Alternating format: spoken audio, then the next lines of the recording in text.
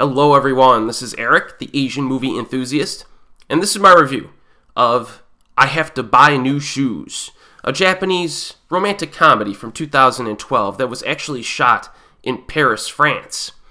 Freelance writer Aoi Teshigahara, played by Miho Nakayama, lives in Paris, France. Sen Yagami, played by Osamu Mukai, is a photographer who visits Paris at the request of his younger sister, Suzume. During the opening moments of the movie, his sister straight up ditches this guy in the middle of the city. I mean, he still has his large luggage bag from the airport. She just ditches him in the middle of the city, right? For reasons that come up later. But fortunately for him, he immediately crosses paths with a Japanese lady, the aforementioned freelance writer, and she agrees to be his tour guide over the next 3 days, and they hang out together. And that's your movie. Now, some fans of Japanese cinema may find interest in this film because it was co-produced by Shunji Iwai, a director who has made a splash internationally with the art house crowd. This movie is a little bit more commercial, but it does have a greater emphasis on character interaction over plot. And the chemistry between the leads is actually quite good. You know, these characters come together by the woman's willingness to help the man who is a fish out of water. You know, you get this Japanese guy who's in the middle of France. You know, he doesn't know what the heck he's doing. In the same situation that I would be in if I were in the middle of France. So her travel guidance to him is pretty fun to experience. You know, they showcase some nice architecture and stuff as they walk around, some tasty foods. They give some background information along the way. And it's basically two people hanging out, having a good time in Paris. And it kind of feels like you as the viewer are on vacation with them. And that's kind of like a big draw of the movie.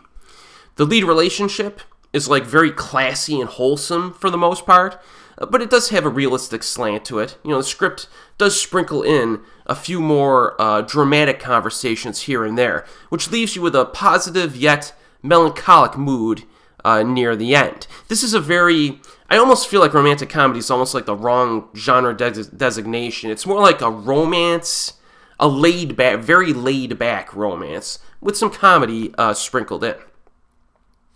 Dialogue heavy, with a peppering of like laid-back humor, basically. But it's surprisingly absorbing and even romantic. Even the backstory that they give between the brother and the sister is kind of neat, a little bit different. There's also a bit of time that's spent with the sister after she ditches her brother, as she attempts to secure her own relationship with her lover in Paris. Performances, I would say nothing exceptional in this, but they get the job done in terms of portraying some realistic sparks. You know, the lead actor is likable.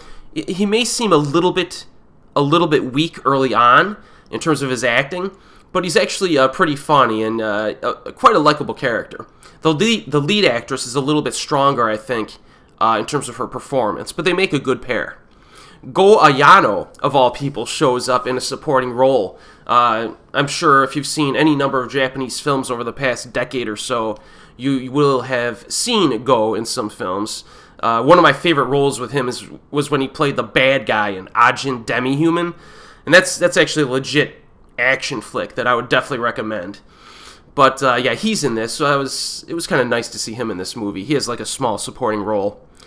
And this film was directed by Eriko Kitagawa, who also directed a film called Halfway from 2009, which I remember enjoying quite a bit as well. She finds her rhythm very quickly in these movies. It doesn't take a long time for the movie to kind of grab you, so that makes it kind of consistently entertaining throughout. She has talent for sure, but she spends most of her time on television work and made-for-TV movies, one of which I've seen is Orange Days, which is quite good. But it's one of those situations where I'm behind on this director's filmography because most of her work is in television, which demands a much greater time investment. But, you know, after revisiting this, I'm getting the itch to maybe explore some of her other stuff in the future. So I Have to Buy New Shoes it's one of those, I guess you could say, vacation romance movies, if there's a subgenre of that kind. Very easy to enjoy movie. You know, it's kind of classy. It's, you know, I mean, very pleasant film, but it's also grounded in reality for the most part.